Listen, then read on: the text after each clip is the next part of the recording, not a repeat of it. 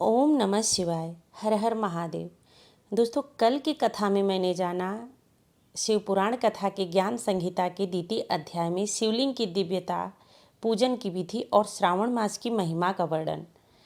आज की कथा में हम जानेंगे ज्ञान संहिता के अध्याय 3 की कथा, ब्रह्मा जी की सृष्टि, 4 कुमारों की अवज्ञा और रुद्र अवतार की कथा।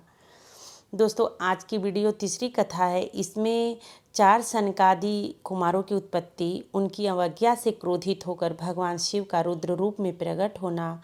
यह कथा भगवान रुद्र की महान स्वरूप और ब्रह्मांड में उनके कार्य को स्पष्ट करती है। शिवलिंग प्रकट होने के बाद शिव ने ब्रह्मा और विष्णु को अपने कार्य सौंपे। ब्रह्मा को सृष्टि का कार्य, विष्णु को पालन का कार्य। अब ब्रह्मा जी ने सृष्टि रचना आरंभ की। ब्रह्मा जी ने ध्यान कर मन से 4 पुत्र उत्पन्न किए, सनक, सनंदन, सनातन और सनत कुमार। ये चारों महर्षि थे, बालक रूप में थे और अत्यंत ज्ञानी थे। उन्होंने संन्यास मार्ग अपनाया और संसार में रमण करने से मना कर दिया। ब्रह्मा जी ने कहा, तुम सृष्टि में योग दो, वंश वृद्धि करो, परंतु चारों कुमारों ने स्पष्ट मना कर दिया। हम केवल आत्मज्ञान और तप में रत रहना चाहते हैं, गृहस्थ नहीं, गृहस्थ धारण नहीं करना चाहते। ब्रह्मा का क्रोध और रुद्र का प्राकट्य हुआ। ब्रह्मा जी को क्रोध आया। उस क्रोध से उनके ललाट से एक दिव्य तेज निकला। उस तेज से प्रकट हुए भगवान रुद्र, अर्धनग्न, त्रिनेत्रधारी, कराल व भयंकर रूप में। उनका शरीर लाल वर्ण का था, गले में नाग और हाथों में धनुष। ब्रह्मा बोले, वत्स, तुम मेरा पुत्र हो, सृष्टि कार्य में मेरी सहायता करो।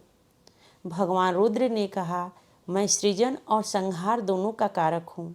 मैं सबका अंत करता हूँ और सबका पूजन पुनर्जन्म भी करता हूँ। फिर रुद्र ने अपनी शक्ति से 11 रुद्रों को उत्पन्न किया। महादेव, शंकर, शंभु, नीललोहित, ईशान, विजेश, उग्र, भीम, वीरभद्र, संध्योजात, कपाली, इन सबसे तांडव किया, विकराल रूप धारण किया। ब्रह्मा ने भयभीत होकर रुद्र से निवेदन किया, हे पुत्र, इन्हें शांत करो और तप हेतु भेज दो। रुद्र ने उन्हें अलग अलग दिशाओं में तप हेतु भेज दिया। रुद्र का शिव स्वरूप में विलय रुद्र ने अंत में शिव स्वरूप धारण किया। जब जब सृष्टि में अधर्म, अन्याय, अनाचार बढ़ेगा, तब तब मैं रुद्र रूप में प्रकट होऊंगा और संतुलन स्थापित करूंगा। 4 कुमार ज्ञान और वैराग्य के प्रतीक हैं। ब्रह्मा की सृष्टि तभी सफल होती है जब आत्मज्ञान से रहित अहंकार दूर किया जाए। रुद्र कोई क्रोध मात्र नहीं, वे संतुलन और पुनर्संरचना के दूत हैं। शिव का रुद्र रूप केवल संहारक नहीं, बल्कि पुनर्जन्म का बीज है। जब संसार अपने धर्म से च्युत होता है, तब रुद्र ऊर्जा उसे दिशा देती है। रुद्र केवल तांडव नहीं, वे संवेदना, संयम और संरचना के भी स्वरूप हैं।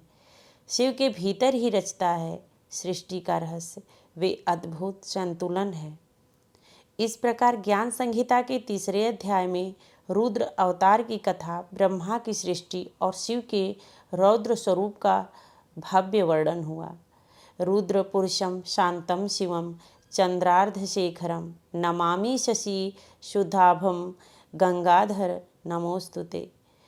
प्रजापतियों की उत्पत्ति, सृष्टि, विस्तार और शिव तत्व का प्रसार मैं अगले वीडियो में बताऊंगी। ज्ञान संहिता के चौथे अध्याय में प्रजापतियों की उत्पत्ति, सृष्टि का विस्तार, धर्म तत्व और शिव ज्ञान का प्रसार।